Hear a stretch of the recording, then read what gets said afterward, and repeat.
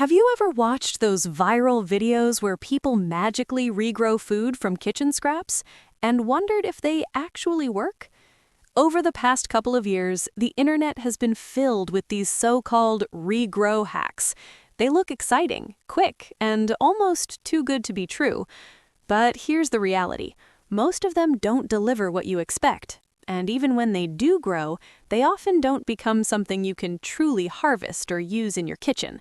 So today, we're taking a closer look. We'll explore which scraps are actually worth your time and which ones are better left as simple experiments. If you want to grow food from kitchen leftovers successfully, there are a few important ideas you need to understand. Many viral clips create unrealistic expectations. They often show misleading time lapses where one plant seems to transform into something completely different, much faster than nature actually allows. To make sense of all this, we need to briefly understand how plants grow. Specifically, we'll look at plant structure, the physical parts of a plant, and how that affects regrowth.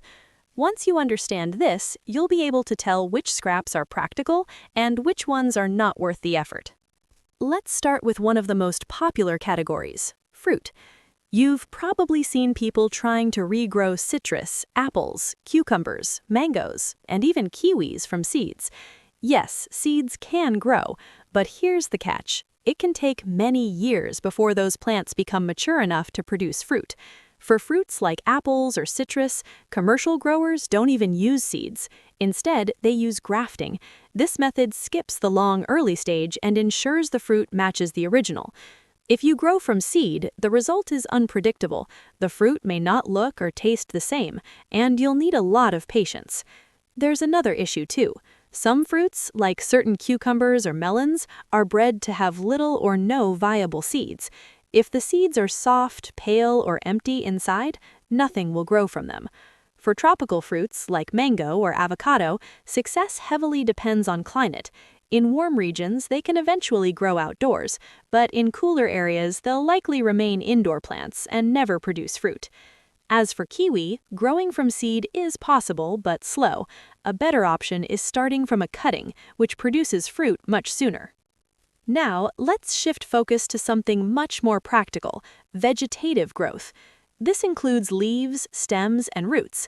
These parts grow faster and are far more reliable when it comes to regrowing food. Many common kitchen scraps fall into this category, and they actually have a good chance of producing something edible again.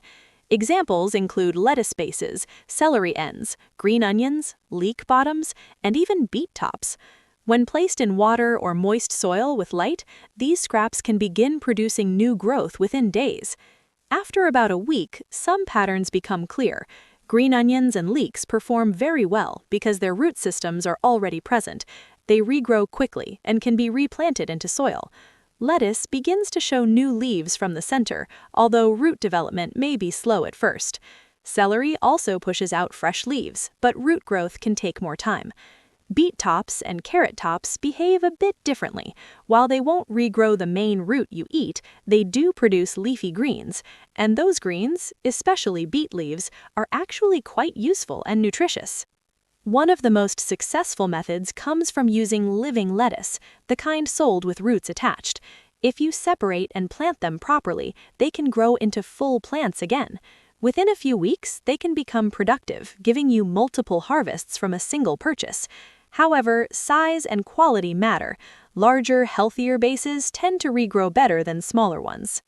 There are also scraps that grow underground. Sprouted potatoes, ginger, garlic, and onions can all be planted again if they're still firm and healthy. The key part to keep intact is the base, the section where roots emerge. If that remains undamaged, new growth is very likely. Another important factor is the plant's life cycle. Some plants, like lettuce, are annuals. They grow quickly but don't last long. Others, like carrots or celery, are biennials. They spend one season growing and the next producing flowers. Once flowering begins, the plant shifts energy away from leaves and becomes less useful to eat.